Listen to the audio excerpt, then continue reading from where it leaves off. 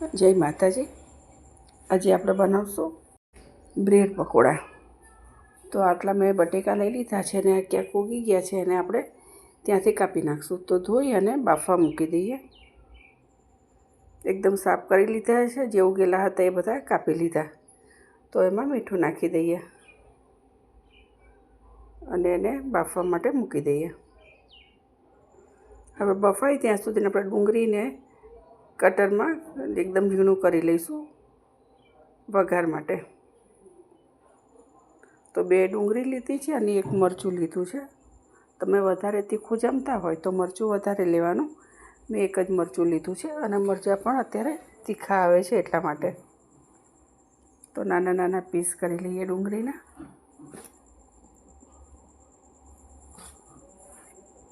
આમાં તમને જો મોઢામાં આવે એવી ગમતી હોય તો થોડી મોટી રાખવાની, કાં તો પછી સાવ એકદમ ઝીણી કરી નાખવાની।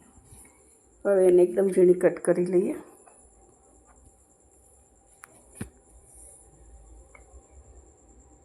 જો આટલી મેં ઝીણી કરી છે।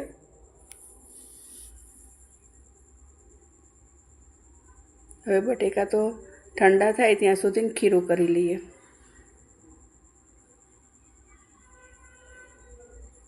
કુકર બંધ કરી દીધું છે। કુકર ઠંડુ થાય ત્યાં સુધી ખીરું કરી લઈએ।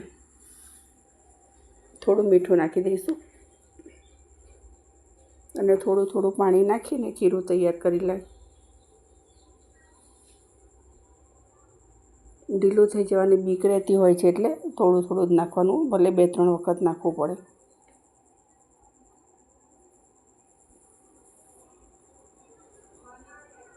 હજી થોડુંક નાખીશું પાણી।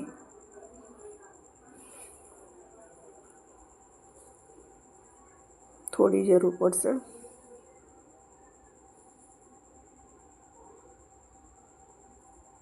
અને આમાં સોડા આપણે જ્યારે બનાવવાના હોય ને તેલ ગરમ થાય ને ત્યારે જ નાખવાનું, ત્યાં સુધી નહીં નાખવાનું। હવે કુકર જોઈ લઈએ।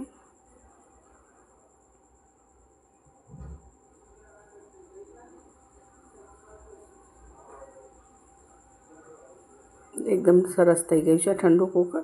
બટેકા પણ જોઈ લઈએ, સરસ બફાઈ ગયા છે। તો એને કાઢીને છોલી લઈશું ઠંડા થાય એટલે। જો આવી રીતે હવે એને બધા દબાઈ દઈશું।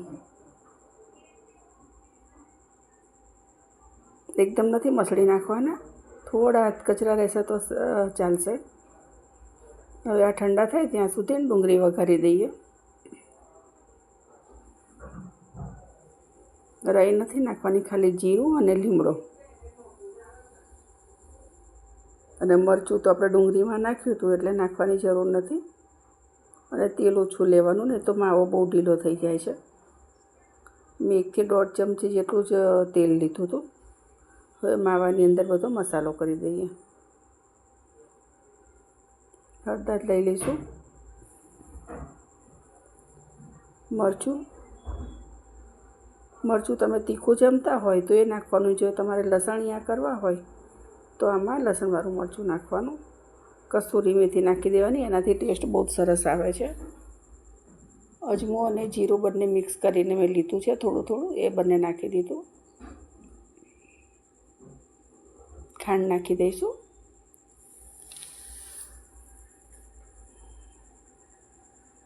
મીઠું આપણે બાફવામાં નાખ્યું હતું એટલે એ પ્રમાણે નાખવાનું, ખારું ના થઈ જાય એનું ધ્યાન રાખવાનું। હવે લીંબુ નાખી દઈએ।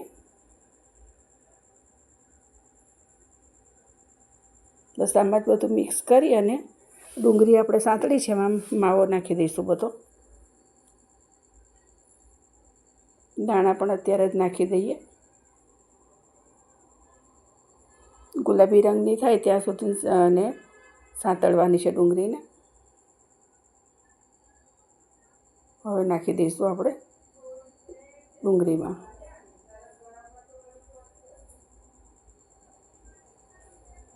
એકદમ સરસ મિક્સ કરી લઈએ। ગેસ ધીમો જ રાખવાનો। ડુંગળી આમ પણ સતળેલી હોય છે એટલે વધારે બળી ના જાય એના માટે। સરસ બધું મિક્સ કરી લઈએ। હવે એને ઉતારી લઈએ એટલે ઠંડુ થઈ જાય। જો હવે બ્રેડ લઈ લીધી છે ને એમાં માવો લગાવી દઈએ. બધી બાજુ એક સરખો માવો એકદમ પાતળો લગાવવાનો. તમને વધારે ભાવતો હોય તો માવો વધારે ભરવાનો, પણ બહુ વધારે નહીં, બહુ ઓછો નહીં, એવો એ રીતે ભરી દેવાનો. અને ચારે બાજુ એકદમ સરખો, જુઓ આવી રીતે.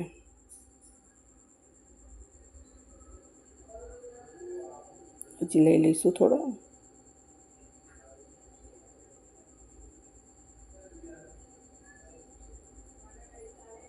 આની ઉપર આપણે બીજી બ્રેડ મૂકી દઈએ. થોડું પ્રેસ કરી અને એને કાપી લઈશું. 4 ભાગમાં કાપી લઈએ.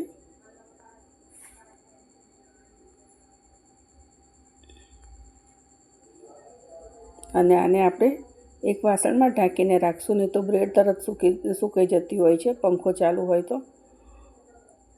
એટલે એને આની અંદર મૂકી અને આપણે ઢાંકી દઈશું.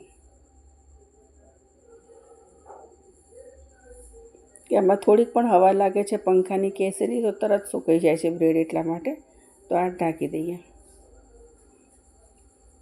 હવે બીજી બ્રેડ પણ ભરી લઈશું.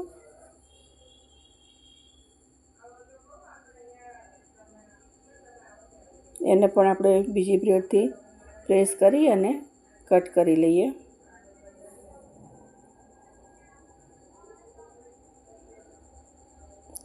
બસ આને અંદર મૂકી દઈશું. આને પણ હવે બટેકાવડા આના જ બનાવવાના છે, એટલે થોડા એ પણ સાથે બનાવી લઈએ.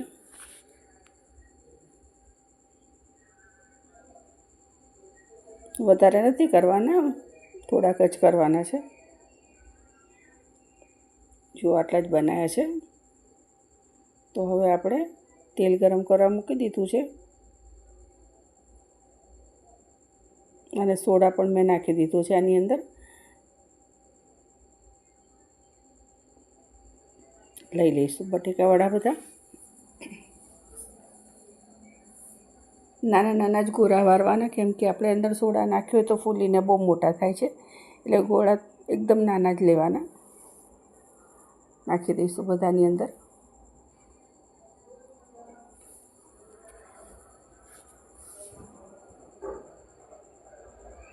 બધા જ લઈ લઈએ.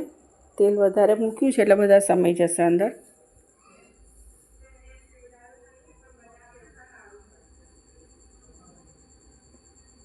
થોડીક વાર પછી એને ફેરવશું. ઉપર આવી રીતે થોડું તેલ નાખવાનું, એટલે બધી બાજુ એક સરખા ચડી જાય. અને ગેસ એકદમ ધીમો પણ નહીં અને વધારે નહીં, એવો મીડિયમ રાખવાનો. હવે કાઢવાનો વિડીયો મારાથી સ્કીપ થઈ ગયો છે.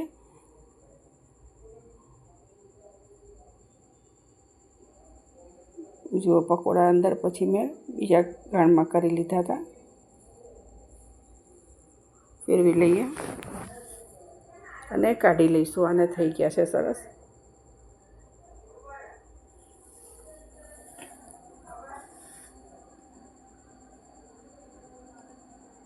એકદમ નિતારીના કાઢવાના. જો આવી રીતે બીજા પકોડા પણ તળી લઈશું.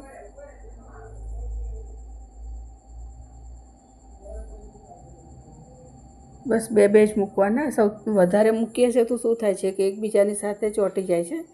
એટલે જેવું તેલ આપણે મૂક્યું હોય એ પ્રમાણે મૂકવાના. અને તેલ પણ મેં માપનું જ મૂક્યું છે, બહુ વધારે પણ નથી મૂક્યું. એટલે આરામથી આમાં બે પકોડા આપણે તળી શકીએ. હવે કરવાના પણ મારે ઓછા જ હોય એટલે હું તેલ પણ ઓછું જ મૂકું છું. થઈ ગયા છે તો આને પણ કાઢી લઈએ. મારા વિડીયો બધા સારા લાગતા હોય તો લાઈક અને શેર કરજો. તો તૈયાર છે આપણા બ્રેડ પકોડા અને બટેકાવડા. મળીએ બીજા વિડીયોમાં. જય માતાજી.